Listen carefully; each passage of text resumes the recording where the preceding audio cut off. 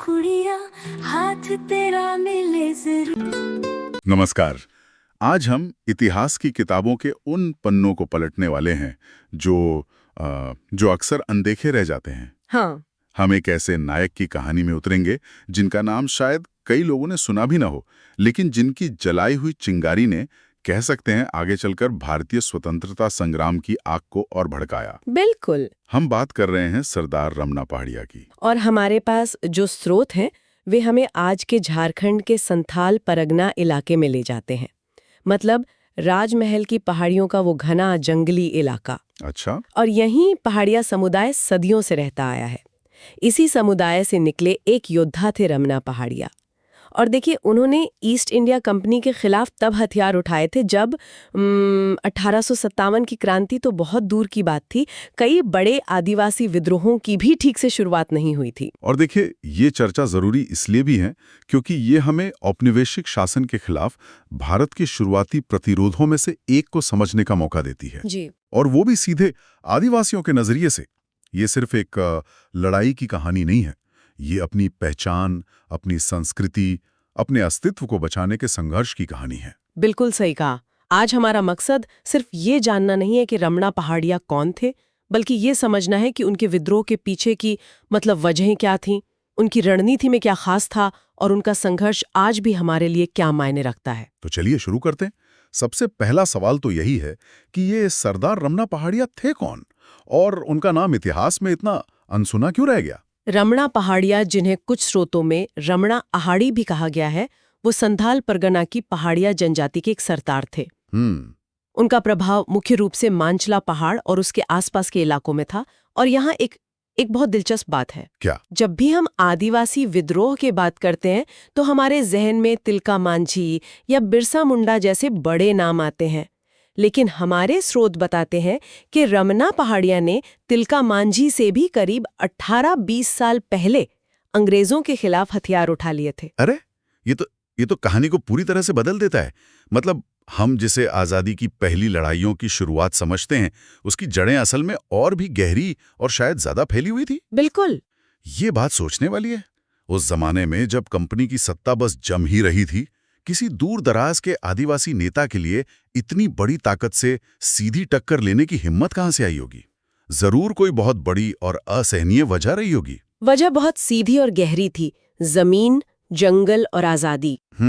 देखिए, हुआ ये कि 1765 में मुगल बादशाह शाह आलम द्वितीय ने बंगाल की दीवानी ईस्ट इंडिया कंपनी को सौंप दी। हाँ, दीवानी मतलब टैक्स वसूलने का अधिकार है ना? बिल्कुल, टैक्स वसूलने का अधिकार। अब कंपनी के लिए ये सिर्फ एक कागजी अधिकार नहीं था। जमीन पर इसे लागू करने के लिए उन्हें स्थानीय सरदारों और राजाओं को हटाना पड़ा, और यहीं से टकराव की सीधी शुरुआत हुई। अच्छा। पहाड़िया सरदार खुद को हमेशा से आजाद मानते आए थे। उन्होंने मुगलों की सत्ता को भी पूरी तरह कभी नहीं माना था, तो उन्होंने कंपनी के इस नए अधिकार को मानने से साफ इनकार कर दिया। यानी ये सिर्फ टैक्स का मामला नहीं था, ये उनकी स्वायत्ता पर, उनके हक पर एक सीधा हमला था। बिल्कुल। आप इसे ऐसे समझिए कि पहाड़िया समुदाय के लिए जंगल और जमीन सिर्फ संसाधन नहीं थे, वो उनकी पहचान थे, उनकी संस्कृति का आधार थे। सही बात है। उनकी पूरी जिंदगी, खेती, शिकार, उनकी परंपराएं, सब कुछ उसी जंगल से जुड़ा था, और कंपनी की नीतियां उनके जल, जंगल, जमीन पर कब्जा कर रही थी। तो मतलब पारंपरिक गतिविधियां भी बंद हो रही थी। हाँ, उनकी पारंपरिक चावल की खेती और नमक उत्पादन जैसी गतिविधियों को नष्ट किया जा रहा था। तो ये लड़ाई राजनीतिक नहीं बल्कि अस्तित्व की लड़ाई बन गई थी। हम यहाँ रहेंगे या नहीं वाली लड़ाई। और जब दांव पर इतना कुछ लगा हो, तब जाके शायद 1766 जैसे बड़े विद्रोह की जमीन तैयार होती है। उस विद्रोह के बारे में हमारे स्रोत क्या बताते हैं? वो कितना बड़ा था? 1766 का विद्रोह काफी संगठित था। रमना पहाड़िया ने लगभग 1200 पहाड़िया लड़ाकों की एक सेना तैयार की। 1200? ये तो बहुत बड़ी संख्या है उस जमाने के हिसाब से। जी, उन्होंने मांचला पहाड़ की तराई में मुगलों और ब्रिटिशों की मिलीजुली सेना से एक भीषण युद्ध लड़ा। लेकिन यहाँ जो सबसे फैसिनेटिंग बात है वो उनकी युद्ध नीति थी। हाँ, गुरिल्ला युद्ध नीति है ना, छोटे समूह में छिपकर हमला करना। ठीक कहा, लेकिन यह उससे भी ज्यादा था। रमना पहाड़िया और उनके लड़ाके उन पहाड़ियों और जंगलों के चप्पे चप्पे को जानते थे। वो उनका घर था। अच्छा। वे जानते थे कि कहाँ घाटियां हैं, कहाँ छिपने की जगह है, कहाँ से अचानक हमला करके गायब हुआ जा सकता है। वे ब्रिटिश शिविरों पर रात में हमला करते, उनके रसद के रास्ते काट देते। तो एक तरह से उन्होंने दुश्मन को उनकी ही जमीन पर फंसा लिया। बिल्कुल। थितोनाला, जामताड़ा और कुढ़ेत जैसे इलाके उनके प्रतिरोध के ऐसे केंद्र बन गए थे जहां घुसना दुश्मन के लिए मौत को दावत देने जैसा था। उनकी ये रणनीति इतनी असरदार थी कि अंग्रेज बुरी तरह बौखला गए थे, और जब अंग्रेज बौखलाते थे तो उनकी क्रूरता की कोई सीमा नहीं रहती थी। स्रोतों में एक ऐसी बात का जिक्र है जिसे सुनकर रोंगटे खड़े हो जाते हैं। हाँ, ये बहुत ही बर्बर था।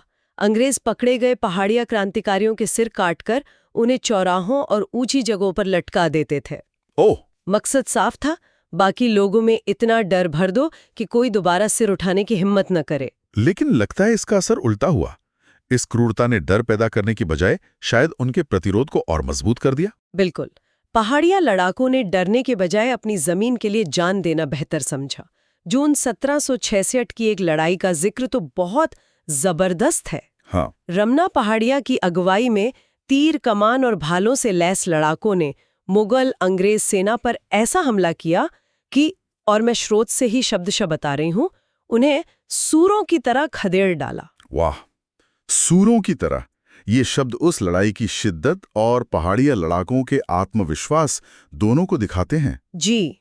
ये किसी इतिहासकार का ठंडा विश्लेषण नहीं, बल्कि जमीन से निकली हुई उस वक्त की जीती जागती आवाज लगती है। सोचकर ही कमाल लगता है, एक तरफ बंदूकें और तोपें और दूसरी तरफ तीर भालों से लैस लोग, जो अपनी जमीन इतनी अच्छी तरह जानते हैं कि उन्होंने एक मिली-जुली सेना को खदेड़ दिया। बिल्कुल। ये उनकी बहादुरी का चरम था। लेकिन दुखद सच ये भी है कि इतनी बहादुरी के बावजूद एक संगठित और आधुनिक हथियारों से लैस बड़ी सेना के सामने वे लंबे समय तक टिक नहीं सके। तो रमना पहाड़िया इस लड़ाई में बुरी तरह घायल हुए, उन्हें पकड़ लिया गया और फिर उनकी हत्या कर दी गई। ये लगभग हर शुरुआती विद्रोह की दुखद कहानी है, एक अकेले नायक का अंत। लेकिन यहाँ एक अहम सवाल उठता है, क्या उनके साथी विद्रोह की आग भी बुझ गई? क्या अंग्रेजों को वो मिल गया जो वे चाहते थे, एक शांत डरावा इलाका? यही तो इस कहानी का सबसे महत्वपूर्ण मोड़ है। अंग्रेजों को लगा होगा कि सरदार को खत्म करने से विद्रोह खत्म हो जाएगा, पर ऐसा हुआ नहीं। अच्छा। रमना पहाड़िया का बलिदान व्यर्थ नहीं गया। उनकी मृत्यु के बाद संघर्ष रुका नहीं बल्कि और फैल गया। करिया पुझर, चगडू सांवरिया और पांचगे डोम्बो जैसे दूसरे पहाड़िया सरदारों ने कमान संभाली। मतलब नेतृत्व खाली नहीं रहा। बिल्कुल नहीं। उन्होंने एकजुट होकर उधवा नाला के पास अंग्रेजी सैन्य शिविर पर एक बड़ा हमला किया और उन्हें भारी नुकसान पहुंचाया। मतलब रमना पहाड़िया ने प्रतिरोध की जो चिंगारी जलाई थी वो उनकी मौत के बाद एक मशाल बन गई। बिल्कुल। उन्होंने एक ऐसी नींव रखी जिस पर आगे चलकर और भी बड़े विद्रोह खड़े हुए। उन्होंने ये साबित कर दिया कि कंपनी को चुनौती दी जा सकती है, कि वो अजेय नहीं है। तो अगर हम इसे एक बड़ी तस्वीर में देखें तो रमना पहाड़िया की विरासत और उनके ऐतिहासिक महत्व को कैसे समझना चाहिए? देखिए, उनका महत्व 2 स्तरों पर है। पहला, उन्होंने ये चेतना जगाई कि बाहरी ताकत के सामने एकजुट होकर लड़ा जा सकता है।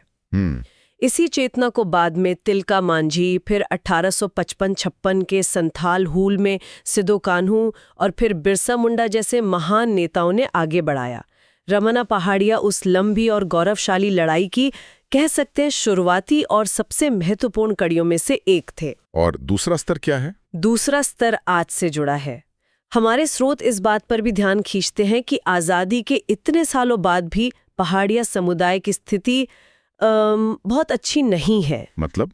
उनकी जमीनों पर खनन का खतरा, बाहरी हस्तक्षेप और विस्थापन की समस्याएं आज भी मौजूद हैं। इसका मतलब तो ये हुआ कि जिस जल, जंगल, जमीन के लिए रमना पहाड़िया ने अपनी जान दी थी, वो संघर्ष आज भी किसी न किसी रूप में किसी न किसी मोर्चे पर जारी है। हाँ? उनकी कहानी सिर्फ अतीत का एक अध्याय नहीं है, ये वर्तमान के लिए भी एक जरूरी सबक है। ये हमें सोचने पर मजबूर करता है कि हम जिसे विकास कहते हैं, क्या वो हमेशा स्थानीय समुदायों और आदिवासी अधिकारों की कीमत पर ही होना चाहिए? यही सबसे बड़ा सवाल है। उनकी कहानी हमें याद दिलाती है कि विकास और अधिकारों के बीच संतुलन साधना कितना ज्यादा जरूरी है। तो आज हमने सरदार रमना पहाड़िया के बारे में जाना, एक ऐसे नायक जिन्हें इतिहास ने लगभग भुला दिया था, लेकिन जिन्होंने अंग्रेजों के खिलाफ बहुत पहले ही विद्रोह का झंडा बुलंद कर दिया था। जी। हमने उनकी गुरिल्ला रणनीति की चतुराई, 1766 के ऐतिहासिक विद्रोह की हिम्मत और उनकी कभी न खत्म होने वाली विरासत को समझा। रेमोना पहाड़िया की कहानी एक जरूरी याद दिलाती है। ये बताती है कि इतिहास अक्सर बड़े नामों, बड़ी तारीखों और प्रसिद्ध घटनाओं पर केंद्रित होता है, लेकिन असली प्रतिरोध की जड़ें हमेशा स्थानीय समुदायों और उन गुमनाम नायकों के संघर्ष में होती हैं जिन्होंने सबसे पहले सबसे मुश्किल समय में आवाज उठाई थी। ये सब जानने के बाद एक सवाल मन में बार बार आता है और मैं चाहता हूं कि हमारे सुनने वाले भी इस पर सोचें। जब एक समुदाय का अपनी जमीन, अपने जंगल और अपने संसाधनों पर अधिकार ही सुरक्षित ना हो, जब उनकी पहचान ही दांव पर लगी हो, तो क्या सिर्फ एक औपनिवेशिक शासन के खत्म हो जाने को पूर्ण स्वतंत्रता कहा जा सकता है? इस पर विचार करने लायक है।